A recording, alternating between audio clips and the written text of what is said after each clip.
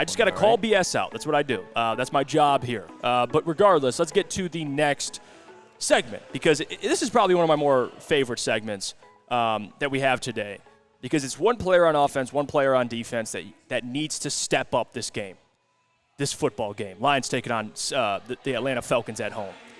I'll go first, and we'll go offense first. How about that? So for me, offensively, Jahmyr Gibbs. That's the easy one. And I'll tell you why.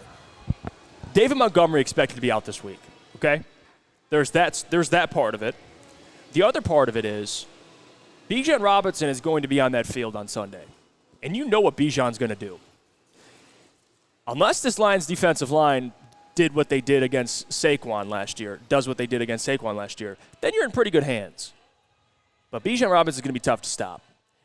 Jahmyr Gibbs is going to have to go out there. And I expect over 100 yards from scrimmage. I do. I think that's my expectation this week. Over 100 yards from scrimmage. And I don't think that's out of pocket for Jahmyr Gibbs. No. He can easily do that. I think offensively, they need Jahmyr. They need the playmaking. They need his explosive ability. They need his quick scoring ability. Because there's a couple plays so far this season where he was so close to taking it to the house. He's tripping up or something unlucky happens. He's close to breaking one. And I think this game he will do that and he'll show out. And I expect over 100 yards from scrimmage from him. But that's my player on offense that needs to step up, Jahmyr Gibbs. Ooh, you actually stole mine. So I'm going to go a little bit of a different direction. I am going to go with Khalif Raymond for this one.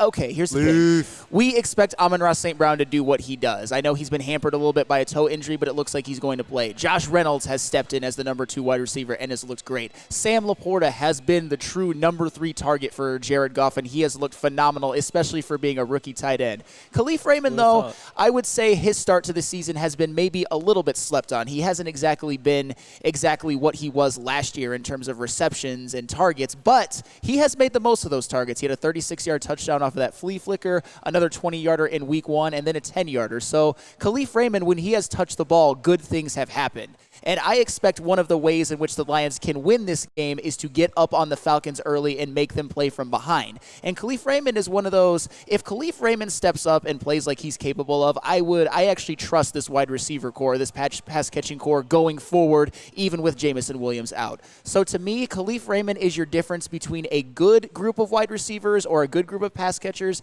and one that's not very deep. So I'm going to go with Khalif Raymond needs to step up. Khalif's a good one. Lucas, what do you got? I'm going to go with one Jared Goff. And this isn't saying that he needs to, like he's been playing bad, but when it comes down to it, there's a lot of injuries on this roster. Prove why you're the franchise quarterback. Prove why you want this extension, why you want to stay in Detroit. If you have this offense humming, simple matter of the fact, the Atlanta Falcons are not going to win. If the Detroit Lions offense shoots themselves in the foot, that's when the Atlanta Falcons can kind of creep into this game. And like I've said it a bunch of times, the Atlanta Falcons are a team that can kill you by 1,000 cuts.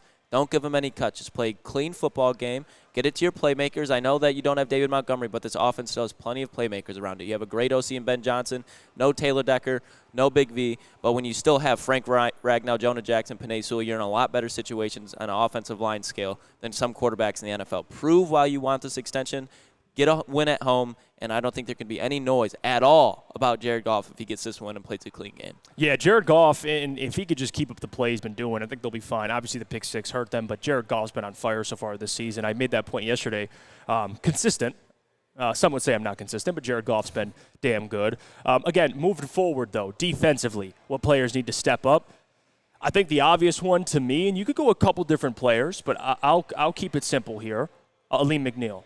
You need a game out of Aleem McNeil. And I'm talking about a disruption. I'm talking about making plays in the run game. All right, you got Bijan, you got Tyler Algier, you got arguably the best backfield in the league visiting Ford Field. Aleem McNeil needs to be a consistent factor on that defensive line. And I'm not saying he's got to come out and have 2-3 sacks. I'm not saying that. But pressure would be nice from the interior, make Desmond Ridder uncomfortable. And now slowing down the run, trying to contain the run is going to be important, because if you force this team to be one-dimensional, your odds increase.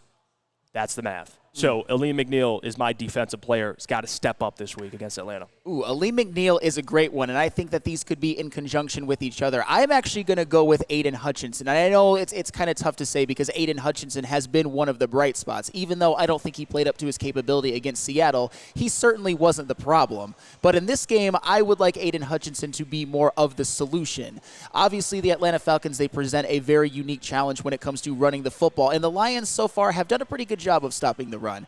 But they haven't really faced a rushing attack quite like this. And what was one thing that we all say about Aiden Hutchinson? He is a well-rounded defensive end. He can play very, very well against the run, but he hasn't really done that so far this year. And I'm looking for a game in which he gets more penetration into the backfield, and I actually predict at least one tackle for loss on Tyler Algier.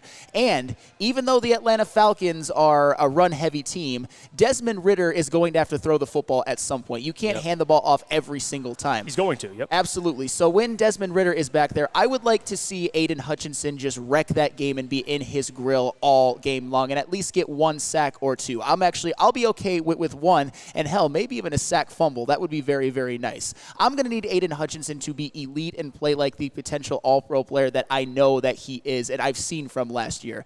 And Aiden Hutchinson, that is the burden you get when you are the best player on your defense, when you are the number 2 overall pick, the guy that I've actually pegged on this team as the guy most likely to go to the Hall of Fame someday. I'm going to need one of the best games of his life this Sunday against Atlanta.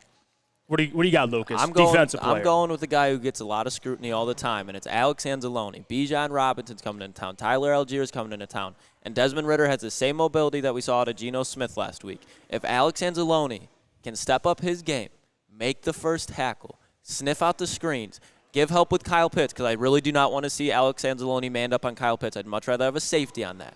But in the situations when he is, hold your own. If Alex Anzalone can have a big game, I think you don't even really have to stress, because if he's playing a clean game, that means the defensive line's probably doing pretty well because Alex Anzalone is able to fill his gaps. And if he makes that first tackle, reduces the yards after contact for Tyler Algier and Bijan Robinson, that's going to help the Lions in the fact that, okay, now Desmond Ridder's got to start throwing the ball. If Desmond Ridder's throwing the ball, the Lions are in a really good situation, and Aaron Glenn is looking even better than he was last week. And if he steps it up, he's the captain of this defense. He's the guy calling the shots. So not only make yourself look good, but make your defensive coordinator, who's under a lot of heat from people like us, make him look good too.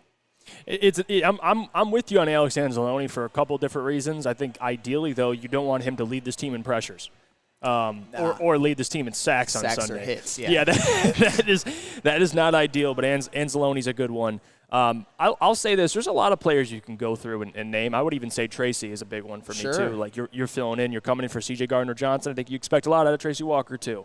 But again, this defense as a whole and offensively, I think you know, again, they're at home. Offense usually does play well at home. But I'm looking at a big game out of that defensive line on Sunday. I am. So. Even against that Falcons offensive line, that's pretty damn good. But week 1, they faced the Chiefs offensive line, and they held their own. So I expect big things this week. Let's go to break.